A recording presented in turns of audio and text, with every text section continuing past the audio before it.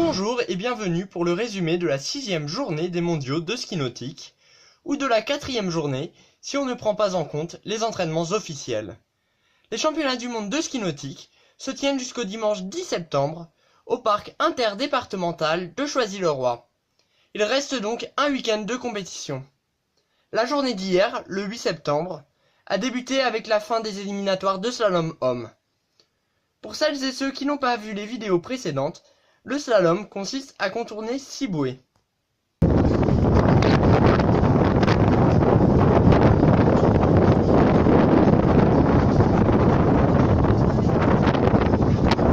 Concernant la liste des finalistes, côté français, Thibaut Dayan, 3e aux Europes l'an passé, est le seul français qualifié pour la finale de dimanche en slalom homme, grâce à une belle 6e place hier en série.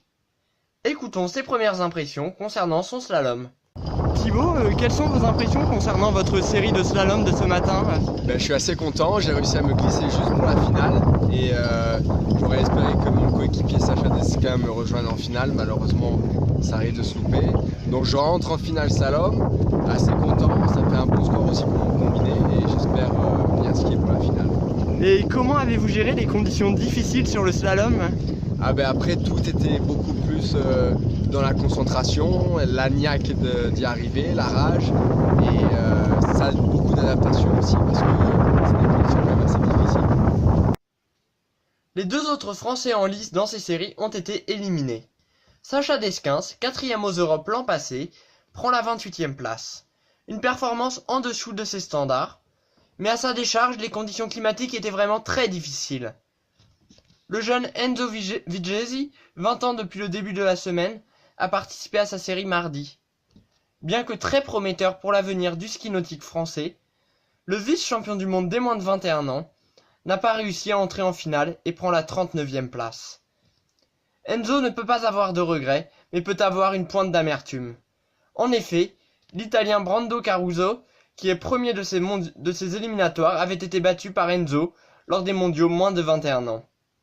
Mais Enzo a l'avenir devant lui.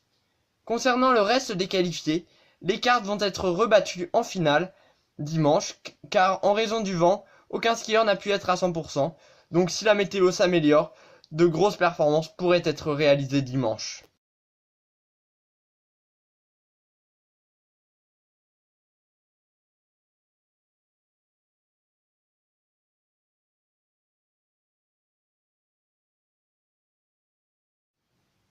La journée s'est poursuivie avec la fin des éliminatoires en figure hommes et femmes.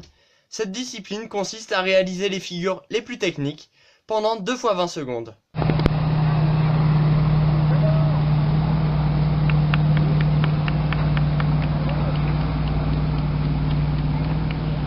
Concernant les résultats en figure femmes, côté français, c'est un 2 sur 3.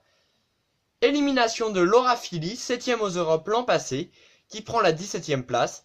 Qualification cependant de Marion-Élise Mathieu, 3e aux Europes en 2014. Jeune maman est de retour au plus haut niveau, elle prend la 10e place et après sa qualif en saut se qualifie en figure. Clémentine Lucine, 4e au championnat du monde 2015 dans la discipline, se qualifie avec la 6e place. Écoutons ses impressions. Clémentine, quelles sont vos impressions après les éliminatoires de figure de ce matin? Je suis bien contente d'être en finale. C'est vrai que les conditions étaient vraiment difficiles. Toutes les petites skiaient bien, toutes les petites jeunes skieuses qui skient super bien ont super bien skié.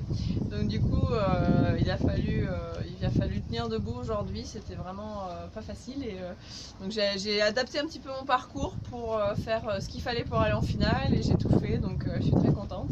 Et donc on aura les finales de figure dimanche matin. Et là, on va essayer les plus gros parcours pour essayer de se hisser le plus haut possible. Et donc les conditions étaient encore plus difficiles qu'hier aujourd'hui. C'est pas tout à fait pareil parce qu'aujourd'hui c'est vrai qu'on a eu de la pluie et là on espère vraiment que ce week-end les conditions seront meilleures. Je crois qu'ils annoncent un peu de soleil dimanche, donc j'espère qu'on aura du monde qui viendra nous voir et que les conditions sont meilleures qu'aujourd'hui. Et êtes-vous toujours aussi heureuse de concourir à domicile quand les conditions sont comme ça? Oui, parce que on peut avoir des conditions difficiles dans tous les pays du monde, donc c'est vrai que voilà, là au moins on est à la maison, on a les gens qui viennent nous encourager, nos familles, nos amis, et donc c'est quand même vraiment super sympa. Et pour finir, envisagez-vous également une médaille en figure? Tout est possible. En finale, attention à la leader de ces éliminatoires de figure femme, qui n'est autre que la championne du monde 2015 de la discipline, l'américaine Hannah Gay. Attention également à la canadienne Nelly Worth et à la biélorusse Natalia Bernikava, qui étaient sur le podium aux mondiaux 2015 et qui sont dans le top 4 de ces éliminatoires. À surveiller également l'américaine Erika Lang, qui est deuxième de ces séries de figures. En effet, elle a été championne du monde des moins de 21 ans en 2015 dans la discipline.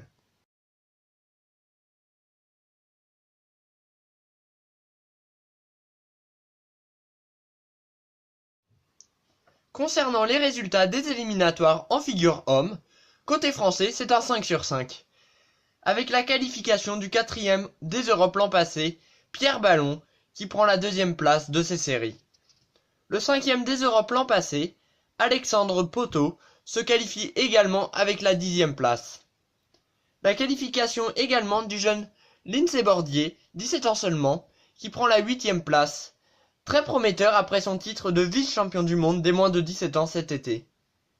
Le 3e de ces mondiaux moins de 17 ans, Louis Duplan Fribourg, se qualifie aussi avec la 12e et dernière place qualificative.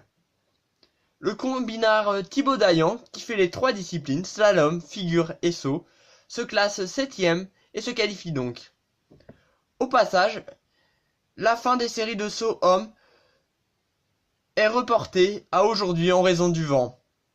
Écoutons le vice-champion d'Europe en figure, Thibaut Dayan. Quel est votre ressenti concernant votre série en figure de cet après-midi ? Très content aussi, j'arrive à me qualifier une fois de plus en finale.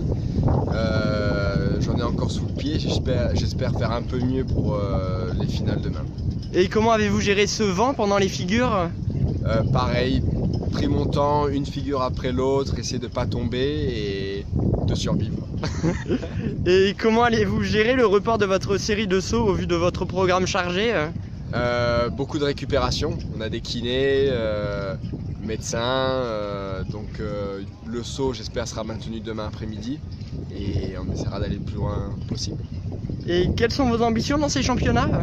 Champion du monde, du combiné. Et pour finir, que ressentez-vous en participant à ces mondiaux à domicile ? Très heureux, c'est une chance unique qu'on a d'être ici, défendre la France, en France, en plus à Paris. C'est un moment inoubliable, je le vis à fond et j'espère que ça continuera aussi bien. Merci beaucoup et bonne chance pour la suite de votre combiné. Merci. En finale, aujourd'hui, il faudra compter sur le leader de ces éliminatoires, le Tchèque Martin Coleman, qui a fait forte impression lors de ces séries en creusant l'écart face à ses concurrents.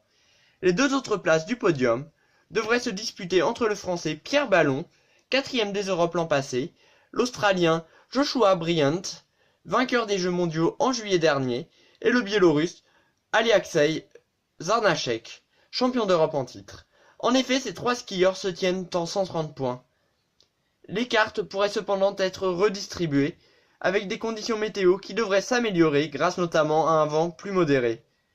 Le Français Thibaut Dayan, vice-champion d'Europe en titre dans la discipline, pourrait donc également venir se mêler à la lutte pour le podium.